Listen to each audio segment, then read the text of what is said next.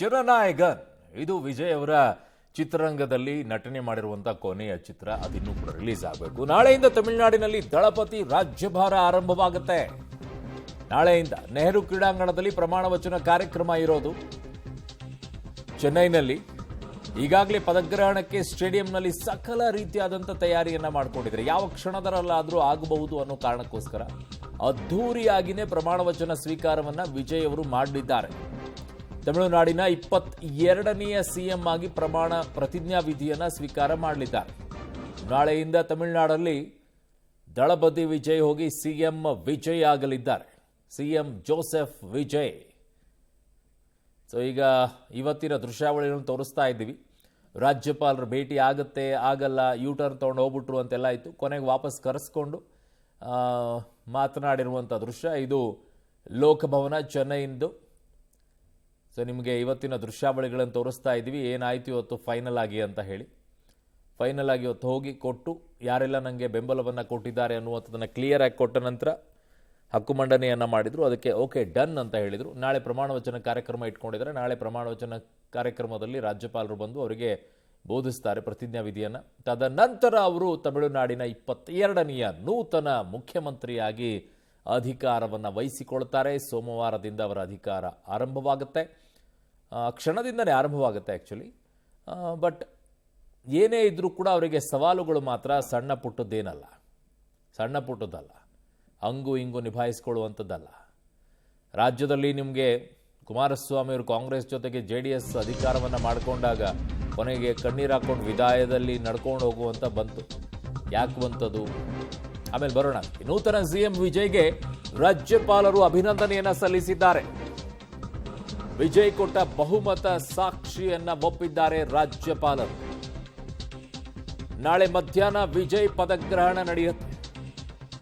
ನಾಳೆ ಮಧ್ಯಾಹ್ನ ಕಾರ್ಯಕ್ರಮ ಇದೆ. ಕಾರ್ಯಕ್ರಮವನ್ನು ಆಯೋಜನೆ ಮಾಡಿಕೊಂಡಿದ್ದಾರೆ ಚೆನ್ನೈನ ನೆಹರು ಸ್ಟೇಡಿಯಂನಲ್ಲಿ. ಎಲ್ಲ ರೀತಿಯಲ್ಲೂ ಕೂಡ ಈಗ ವೇದಿಕೆ ಸಜ್ಜಾಗಿದೆ. ಕೊನೆಗೂ 4 ದಿನಗಳ ಪೊಲಿಟಿಕಲ್ ಹೈಡ್ರಾಮಾದ ಬಳಿಕ ನಟ ವಿಜಯ್ ಅವರು ಮುಖ್ಯಮಂತ್ರಿಯಾಗಿ ಪದಗ್ರಹಣ ಮಾಡ್ತಾ ಇದ್ದಾರೆ. ನಾಳೆ ಬೆಳಿಗ್ಗೆ 11 ಗಂಟೆಗೆ ಈಗ ನೀವು ನೋಡ್ತಾ ಇರುವಂತಹ ನೆಹರು ಇಂಡೋರ್ ಸ್ಟೇಡಿಯಂನಲ್ಲಿ, ನೀವು ನೋಡ್ತಾ ಇರುವಂತಹ ಇದೇ ಸ್ಟೇಡಿಯಂನ ಒಳಭಾಗದಲ್ಲಿ ಅದ್ದೂರಿ ಸಿದ್ಧತೆ ನಡೆದಿದೆ. ಈಗಾಗಲೇ ಮುಕ್ತಾಯ ಆಗಿದೆ. ಅಲ್ಲಿ ನೂತನ ಮುಖ್ಯಮಂತ್ರಿಯಾಗಿ ನಟ ವಿಜಯ್ ಅವರು ಪ್ರಮಾಣ ವಚನ ಸ್ವೀಕಾರ ಮಾಡ್ತಾ ಇದ್ದಾರೆ. ಈಗಷ್ಟೇ ಸುಮಾರು 6:45-7 ಗಂಟೆ ಅಷ್ಟೊತ್ತಿಗೆ ರಾಜ್ಯಪಾಲರು ಅವರಿಗೆ ಅನುಮತಿ ಕೂಡ ಕೊಟ್ಟಿದ್ದಾರೆ. 118 ಶಾಸಕರ ಲಿಸ್ಟನ್ನು, ಒಪ್ಪಿಗೆ ಪತ್ರವನ್ನು ರಾಜ್ಯಪಾಲರಿಗೆ ವಿಜಯ್ ಅವರು ಸಬ್ಮಿಟ್ ಮಾಡಿದ ನಂತರ ರಾಜ್ಯಪಾಲರು ಅಧಿಕೃತವಾಗಿ ಸರ್ಕಾರ ರಚನೆಗೆ ಅನುಮತಿ ಕೊಟ್ಟಿದ್ದಾರೆ.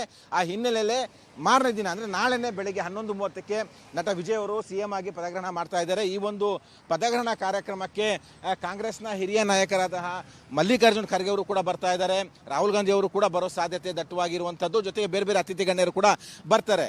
ಮುಖ್ಯವಾಗಿ DMKಯ ಮಿತ್ರ ಪಕ್ಷಗಳಾಗಿರುವಂತಹ CPI, CPM ಮತ್ತು VCK ಈ ಮೂರು ಪಕ್ಷಗಳು ಕೂಡ ತಲಾ ಇಬ್ಬಿಬ್ಬರು ಶಾಸಕರನ್ನ ಗೆಲ್ಲಿಸಿಕೊಂಡಿದ್ದಾವೆ.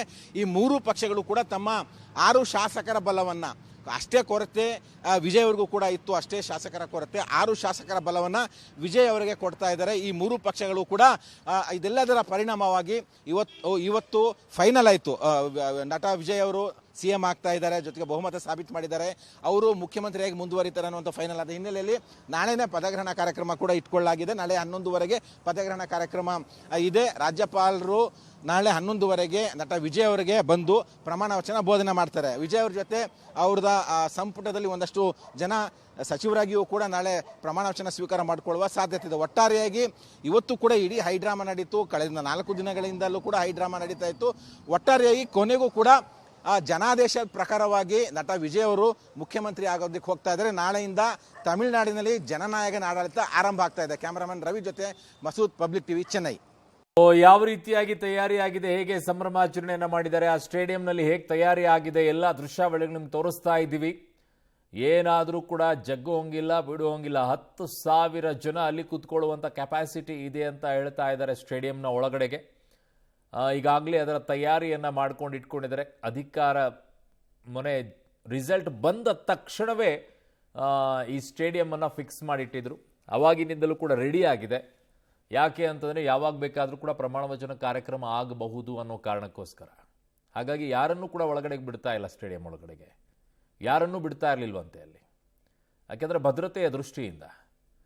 ಆ ನಿಟ್ಟಿನಲ್ಲಿ ಈಗ ಹಾಗೂ ಹೀಗೂ ನಿಮಗೆ ಒಳಗಡೆಗಿರುವಂಥ ದೃಶ್ಯಾವಳಿಗಳು ಈಗ ಲಭ್ಯವಾಗಿದೆ. ನಾಳೆ ಇದೇ ಸ್ಟೇಡಿಯಂನಲ್ಲಿ ಕಾರ್ಯಕ್ರಮ ನಡೆಯಲಿದೆ.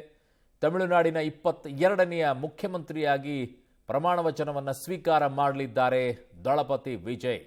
ತಮಿಳುನಾಡಿನಲ್ಲಿ ಅದರ ಇತಿಹಾಸದಲ್ಲೇನೆ DMK ಮತ್ತು ಅಣ್ಣಾ DMK ಹೊರತುಪಡಿಸಿ ಬೇರೊಂದು ಪಕ್ಷ ಅಲ್ಲಿ ಅಧಿಕಾರದ ಗದ್ದುಗೆಯನ್ನು ಹಿಡ್ಕೊಂಡು ಮುಖ್ಯಮಂತ್ರಿ ಆಗ್ತಾ ಇದ್ದಾರೆ ಅಂತಂದರೆ ಅದು TVK ಪಕ್ಷ, ಅದರ ಅಧ್ಯಕ್ಷ ದಳಪತಿ ವಿಜಯ್, ದಳಪತಿ ಜೋಸೆಫ್ ವಿಜಯ್. ಸೊ ದಳಪತಿ ಅನ್ನೋದಕ್ಕಿಂತಲೂ ಈಗ CM ವಿಜಯ್ ಅಂತಾನೆ ಫೇಮಸ್ ಆಗಿಬಿಡ್ತಾರೆ. ಅಲ್ಲಿರುವಂಥ ಜನ ವಿಜಯ್ ಅಣ್ಣ ಅಂತಾನೆ ಕರೀತಾರೆ. ಸೊ ಹಾಗಾಗಿ ಈಗ ಯಾವ ರೀತಿಯಾಗಿ ಆಗುತ್ತೆ ತಮಿಳುನಾಡು, ಏನು ಬದಲಾವಣೆ ಆಗುತ್ತೆ, ದ್ರಾವಿಡ ಪಕ್ಷಗಳಲ್ಲಿ ಆಡಳಿತದಲ್ಲಿದ್ದಂಥ ತಮಿಳುನಾಡು ಬದಲಾವಣೆ ಆಗುತ್ತಾ, ಸಾಲದ ಇದರಲ್ಲಿ ಕೂಪದಲ್ಲಿ ಕೂತ್ಕೊಂಡಂಥ ತಮಿಳುನಾಡು ಈಗ ಬದಲಾವಣೆ ಆಗಕ್ಕೆ ಸಾಧ್ಯ ಇದೆಯಾ, ಹೇಗೆ ಬದಲಾವಣೆ ಮಾಡ್ತಾರೆ ವಿಜಯ್, ಇವೆಲ್ಲ ಸವಾಲುಗಳು ಅವ್ರ ಮುಂದೆ ಇದೆ, ಪ್ರಶ್ನೆಗಳು ಇದೆ. ಬದಲಾವಣೆ ಮಾಡೋಕ್ಕೊಂದು ದೊಡ್ಡ ಅವಕಾಶವೂ ಇದೆ. ಜನರ ವಿಶ್ವಾಸವನ್ನು ಮತ್ತೊಂದು ಬಾರಿ ಗಳಿಸೋಕ್ಕೂ ಕೂಡ ಮತ್ತೊಂದು ಅವಕಾಶ ಇದೆ. ಬಟ್ ಜೊತೆಗೆ ನಿಂತಿರುವಂಥ ಪಕ್ಷಗಳು ಹೇಗೆ ಅವರಿಗೆ ಜೊತೆಯಾಗಿ ನಿಲ್ಲುತ್ತೆ ಅಂತ 1 ವರ್ಷದೊಳಗೆ ಏನಾದರೂ ಆಪರೇಷನ್ ಮಾಡಿ ಬೇರೆ ಪಕ್ಷಗಳಿಂದ TVKಗೆ ಎಳ್ಕೊಂಡು ಬಂದುಬಿಟ್ರೆ ಸಮಸ್ಯೆ ಇರೋದಿಲ್ಲ.